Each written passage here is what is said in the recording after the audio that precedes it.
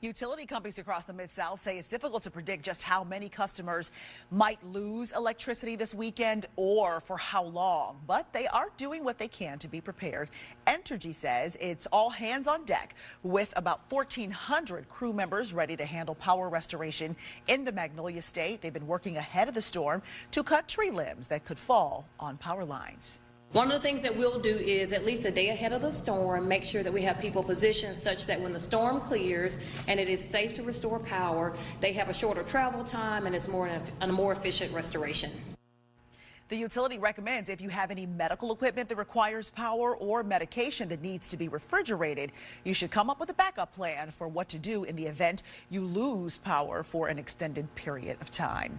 Action News 5 will have continuous coverage throughout the entirety of this winter storm. We're in this with you, and even when we're off the air, we're still with you on our digital platforms. We've even set up a dedicated weather channel on our Roku app. Our weekend coverage starts tomorrow morning at 5.